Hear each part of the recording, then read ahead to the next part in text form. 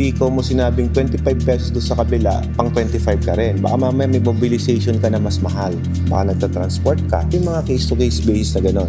Sa Maynila, kaya napapansin nyo, medyo mataas ang rate ng iba. 45 pesos, yung iba 40 pesos. Iba-iba ang presyo niyan. May nagsi-60 pa dyan. Sa package 9, ilang bottles sir? Ilang gallon? Yung 12,000 gallons per day output capacity, we always depend on the water source. Kaya kami nagdi-depend sa water source kasi ang gagawin namin, pag nakuha namin yung water source, ito maganda yung klase ng tubig. Gusto ni sir, malakas ang capacity, malakas ang production. Gagamitan kita ng ultra low pressure requirement na reverse osmosis. Kumbaga, this system is engineering and science. Talagang medyo masakit sa ulo. Pero sa akin, kasi because of the experience, innovations, nakuha na rin namin kung papaano yung formula na yun. Bali maliban sa filter sir, kung sa membrane naman. Hindi naman basta-basta masisira ang membrane. Pag pinabayaan mo, pag di ka nagpalit ng filter, pag hindi ka nagbabackwash, masisira yan. Sanitary engineer, babayaran niyo po yun. Yung ibang munisipyo, walang sanitary engineer na private to inspect your water station. So ilagay mo na sa budget mo yun.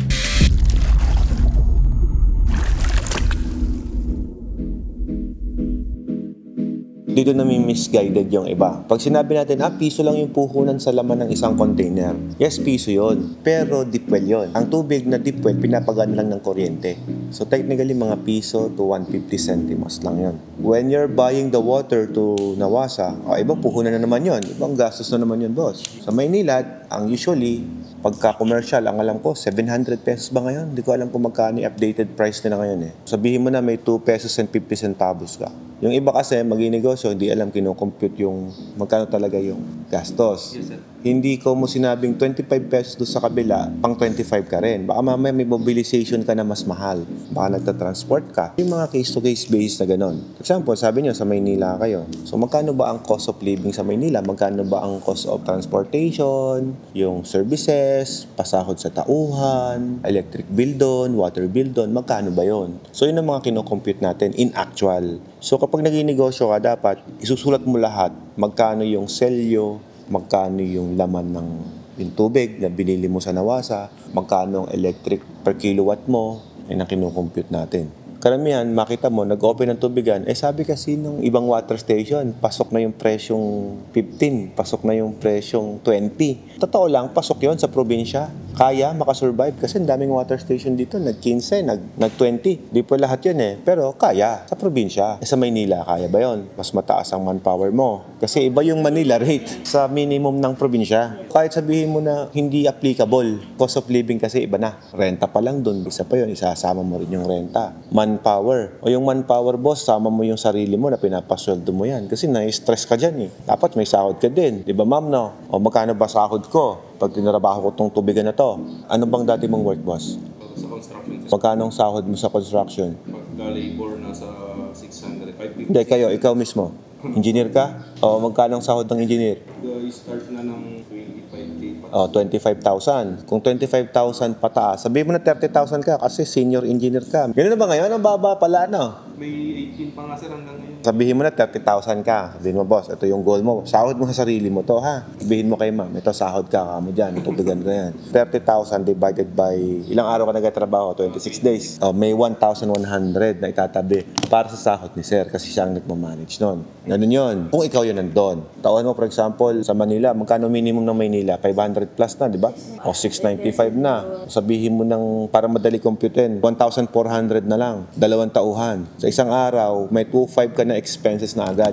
Manpower pa lang yan, boss. Ngayon, kailangan palabasin mo yan sa benta mo. Sa gross sale mo. Ilan ang dapat mong mabebenta ngayon? Bukod sa nabebenta, hindi yung dami ng benta pinag-uusapan. Magkano ang presyo ng tubig? May pinapasahod kang engineer. Hindi kasi kailangan mo-compensate mo yun, boss. For example, you gotta sacrifice something. Trabaho mo eh. Nagtatrabaho ka na eh. May work ka na. Sinasacrifice mo yung time na yon to do this business eh. Diba? Ngayon, kaya bang pasahurin ng water station yung 2.5 na yan? Ilang container na kayang ibenta average water station around sabihin mo ng 300 bottles. Sa Maynila, kaya napapansin nyo, medyo mataas ang rate ng iba. 45 pesos, yung iba 40 pesos. Iba-iba ang presyo niyan. May nagsi-60 pa dyan. Sa inyo, magkano?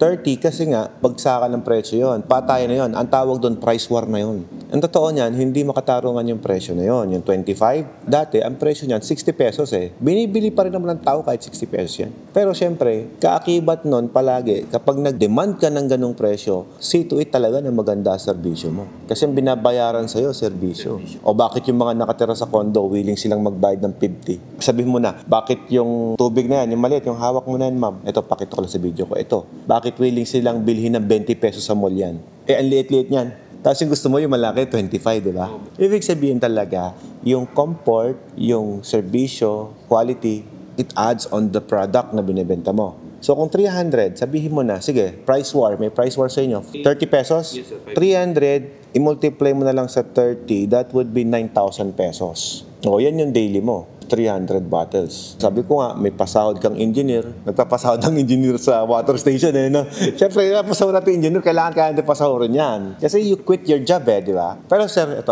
you could still work as an engineer while running your business. Kumbaga, sinasabi ko lang to, when time na nandun ka, dapat ito quota mo kasi ito yung lifestyle mo eh. Sasabihin mo sa akin, sir, hindi ko makita yung tubigan. Sasabihin mo lang sa akin yung ganung salita kapag hindi kayang ibigay yung lifestyle mo. Tama ako, mali? Tama, sir. Tama. May lifestyle ka na, may standard of cost of living ka na kung paano ka nabubuhay ngayon. Ito yung budget ko dyan. Kumbaga ako, kaya kong hindi uminom ng isang kape sa isang araw muna for the meantime para makatipid. Pero si sir, dahil engineer, hindi pwede walang kape. Yung mga ganon, di ba? Kasi kasama yan sa budgeting. Kung 9,000 pesos, boss, less mo na lang yung 2,500 expenses mo sa manpower mo. Meron ka pa ring 6,500 na tinitipid. Sa 300 bottles pa lang yun at 30 pesos. So ano pa yung mga gastusin mo? Kagaya ng binanggit ko kanina, kung 300, less mo na yung 300 pesos sa kuryente, bawasin ko yon. So may 6,200 pesos pa rin. Sir, ibawas mo na yung nawasan mo dyan. Magkano binanggit ko kanina? 250 times 300. Magkano yun? Dali, computing ko lang sa kabilang calculator, ha? So, ipagko-compute ko kayo, sir. Don't worry. Engineer yung kausap ko. Pares tayo engineer, pero tatanong ko na engineer para mabilis ma-compute. Hindi na pala accounting eh.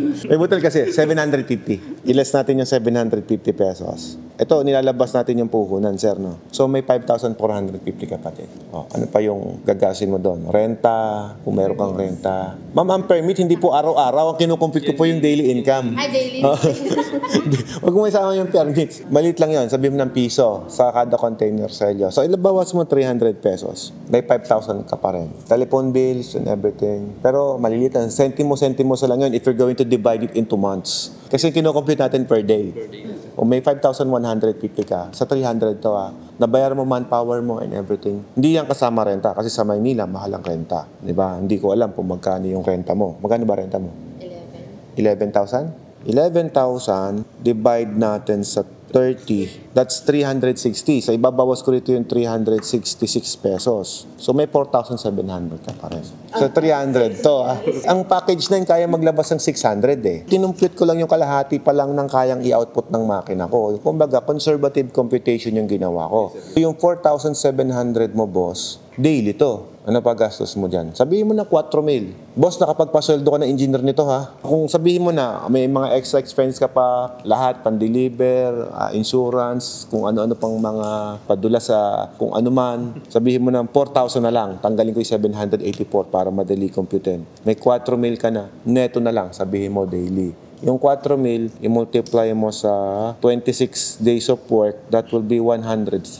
Neto, nakapagpasahod ka ng engineer. Less na dito. Ito, idadagdag ko yung kay engineer dito. Kunyari, nilibre natin kasi sa siya naman ang may-ari. 134,000 sa 300 bottles. Technically kaya, kahit 60,000 ang nirerenta sa pwesto, willing silang mag-sacrifice ng 60,000. Ginagawa nila yun. Kasi maganda talaga yung market. Kasi may client tayo, ganun, di ba? 60,000, Manila area. Pinal sa may-ari ng pwesto. Yung kliyente ko. Kasi ang lakas talaga. Super lakas niya. Nakaka 1,200 bottles per day yun. Sa package 9, ilang bottles, sir? Ilang galon? Yung 12,000 gallons per day output capacity, we always depend on the water source. Hindi ko may bibigay sa iyo yung 12,000 na buo. Let's be realistic, boss. Maximum output rate yan. Wala naman pong ganong makina na kayang i-produce yung maximum palagi. Kumbaga, boss, ganito yan. Sa motor na binili mo, may 1,200 RPM lang. Sagad. Boss, ikaw ba pag nagmumotor ka, sagad palagi, full throttle? Wala namang ganun, boss. Let's be real, di ba? Doon lang tayo sa green line lang tayo palagi. Kaya kitang ilabasan dyan, around 10 to 8,000 gallons per day lang. Hindi natin kayang ilabas ng buo yan. Kasi kapag dumudumi ang tubig, kumukonti ang product. Gets mo? Yes, sir. Yes, sir. Ibig sabihin, kapag kumukonti ang kakatasin mong tubig sa damit, wala ka nang may squeeze sa malinis sa tubig kasi nga marumi nga talaga yon. Kailangan itapon ng system yon. Pag yung package na yun ko, ginamit mo sa tubig dagat, ang makukuha mo sa 12,000 dyan, baka 1,000 na lang. Daming tatapon kasi tatanggalin lahat ng salinity Kasi maalat yon, may inom mo yung maalat, gusto mo ba yon? Di syempre ayaw mo yon. So itatapon lahat ng system yon. So ganun po gumagana yung mga system na yan. Sa Maynila maganda kasi ang water source. So yung output rate na binabanggit natin, boss, ganito yan. Kapag dumudumi yung water source, kukunti na makukuha. Maynilad maganda ang water source. Naintindihan ko kung bakit gustong-gusto niyo ma-conserve yung water ever since na nag-usap pa tayo off-cam. Paano yung reject water? Saan namin gagamitin? Yun yung mga concern. Kapag kayang i-produce natin, some of my customer, ito sir ayoko ipangako sa iyo agad kaya namin yung 60-40. Yun ang totoo nun. 60 ang nakukuhang product. 40 ang 40 ang tapon. Pag sa lugar ninyo. But again, hindi yan applicable sa lahat. Pero boss, paano kung ganito? Kapag ang mainline mo, kahit Maynilad kasi yan, hindi even yung quality ng tubig. Yes, Pansinin mo yon. Yes, sir. Hindi pantay-pantay. Kaya yung ko'y pangako agad. Kumbaga, i-actual ko pa din. Kaya nga sa iba't ibang lugar, boss, kahit sabihin mo, nawasa yung tubig ko, deep well tubig ko, nangingi pa rin ako ng water sample para ma-sure ko lang na eto kaya ko ibigay na product sa'yo, eto finished product mo, eto yung magiging output rate mo. Doon kita mabibigyan ng figures. Kasi kagaya niyan, boss, ganito. Sample ko lang, no? Sige, doon tayo sa worst. Kasi pangit ang tubig nila O yung tubig kasi nila malat. San Fernando La Union, si package na yun ko, in demand talaga doon. Kung bakit in demand yun, talagang kaya naman po ng system namin. Pero sinasabihan ko na agad sila, kung ang tubig mo mataas ang salinity,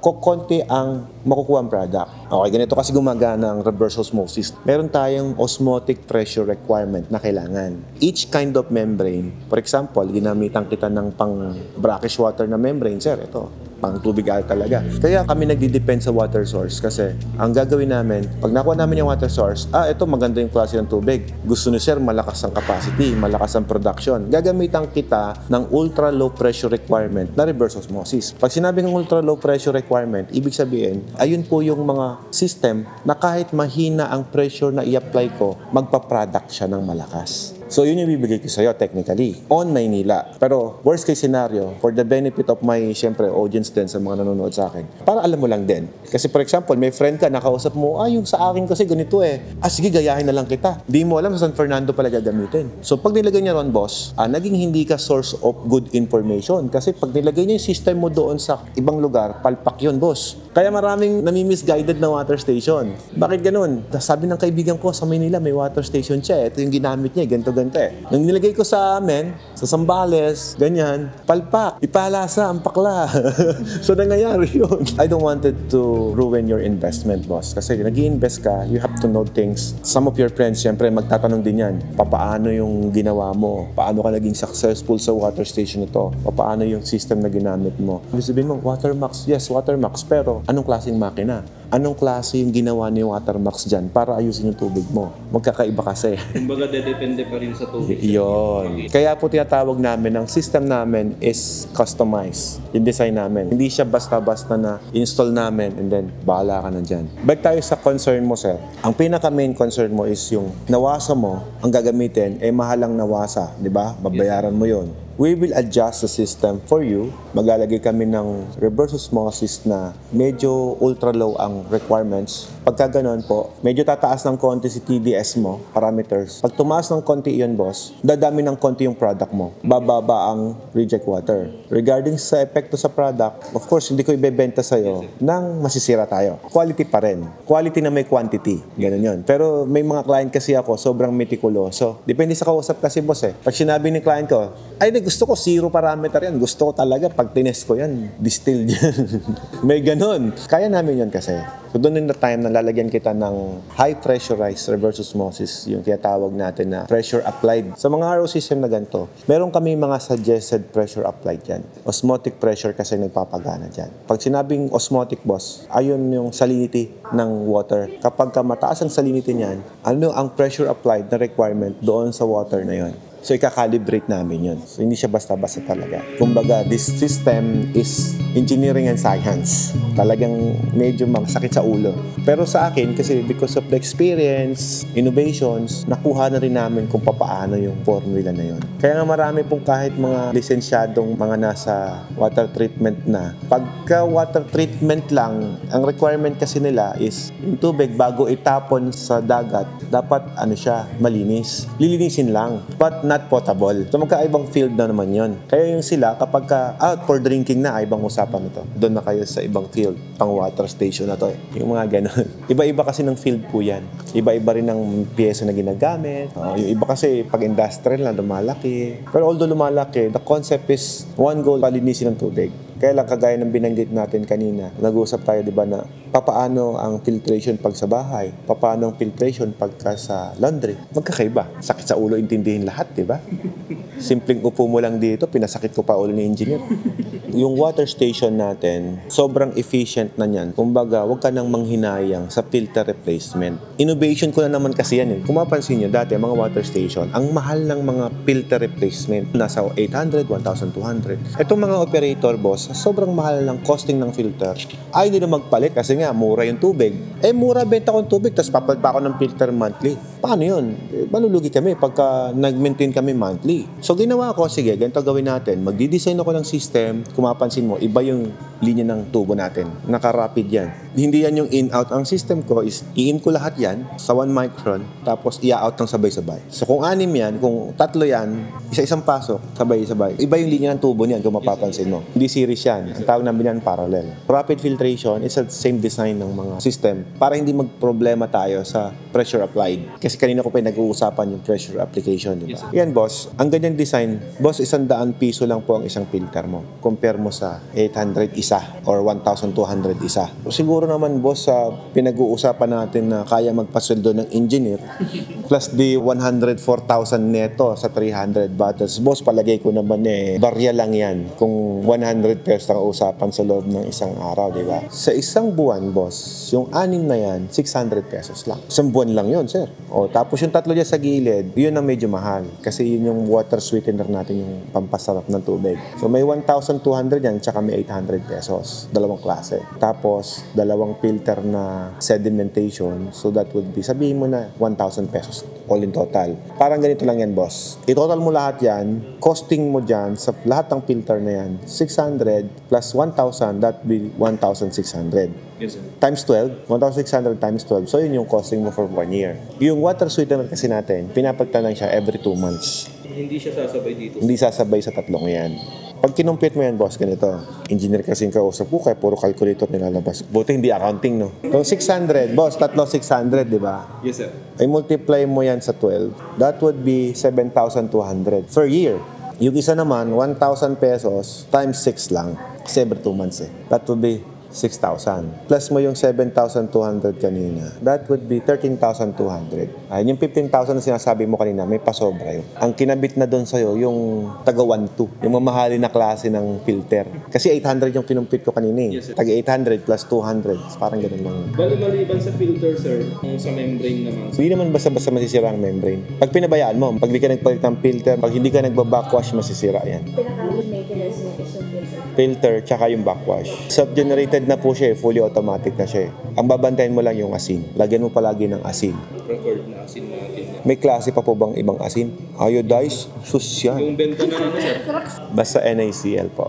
Kung kaya mong bumili ng industrial salt, better. Kasi malalaki siya, matagal matunaw. Hindi kita binabawal bumili ng asin sa palengke, boss ha. Pwede ka bumili ng asin doon. Kung iodized naman, mahal ang iodized. Kasi refine na masyado. Binayaran mo yung refine, tutunawin mo lang sa tubig yun Marami kasing nagtatanong din sa akin, ganyan. Hindi daw pwede yung iodized kasi daw nakakasira ng membrane. Ang asin, hindi umaabot sa membrane. Doon ko nalalaman na hindi marunong yung kausap na technician. Pag kasi gano'n na yung mga sinasabi. Kasi hindi connected yung reverse osmosis doon sa brine tank.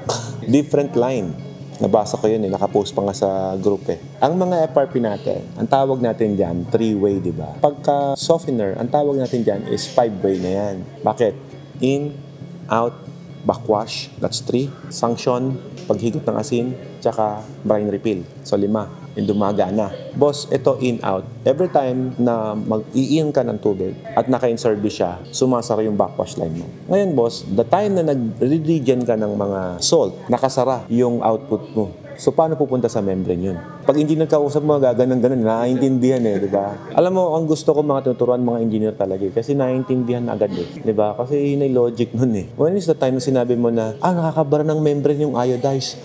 Gusto mo lang makabenta ng rock salt kasi mas mahal, mas malaki kita mo dyan You can buy rock salt sa palengke. Ang tubig po, pag nilagyan mo ng asin, meron po tayong saturation yan. Kahit di rock, kahit iodize, kahit na yung mga pangluto, ibuhos mo sa tubig. Boss, pag nasaturate na niya yung brine solution nun, kahit anong gawin mo tunaw, di na malulusaw yun. Ba't di malulusaw? Kasi saturated water yun brine na yun Subukan mo pag-yeloin, hindi mag-yelo. Diba? Brine water Pagka hindi nakukuha yung brine water, yun yung components niya. Hindi nag-yelo, yun yung naging effective panlinis ng softener mo. So ano ba yung nililinis mo sa softener mo? Magnesium sulfate. Tinatanggal mo yung hardness nun. Naku, lumalalim na. Kasap kausap talaga pag mga engineer. Nakita mo yung kulay yellow na yan. Ang tawag dyan is ions. Mga resin ng tawag dyan. Ionics exchange. Yan ang sumasalo po ng hardness ng tubig. Tapos, ine-exchange niya into conditioned water.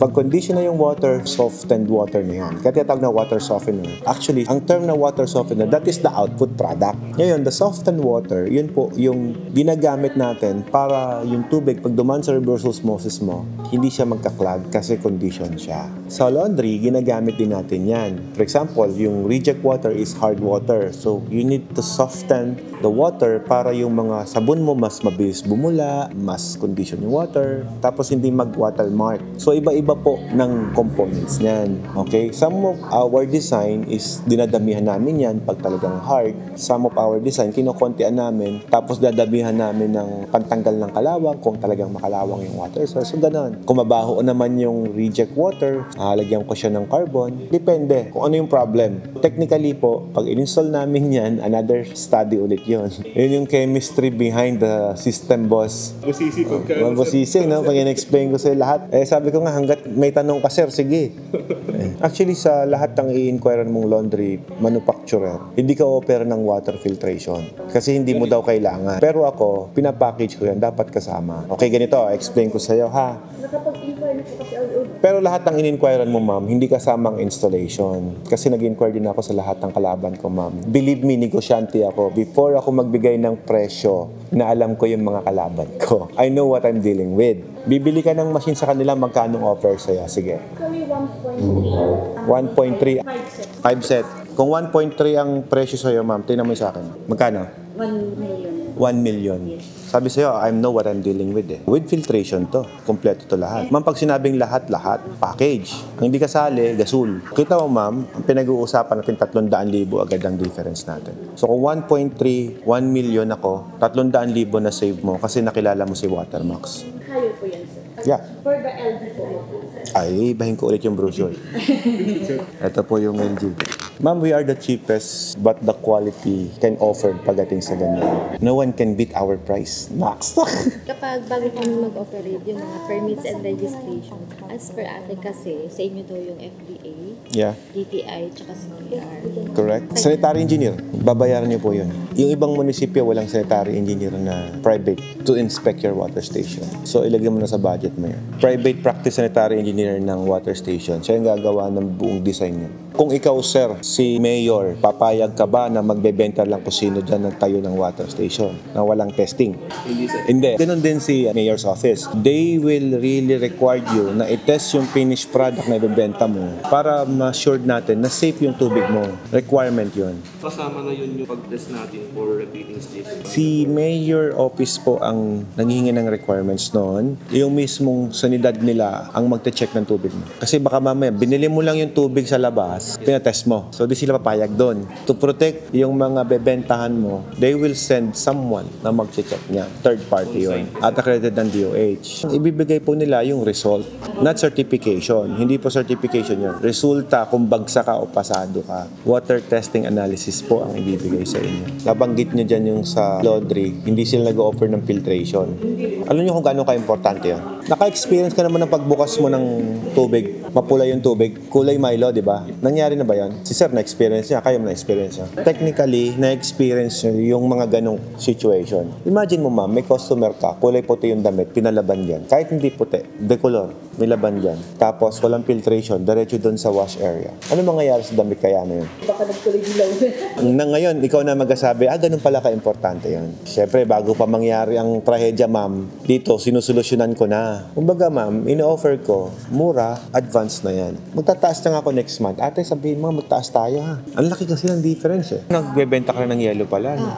Kasi may store kami, dalawa yung store na. Dapat meron ka na pala. So ito, business yung tatlo. Si ma'am magla-laundry. Kayo po nag-water station. Kayo mag-yellow. We also offered stickers, signage, tarpaulin, panaplex. Alam mo na kung bakit ako na-stress, ma'am. Good stress naman, ma'am eh. Ayun po. Boss, thank you.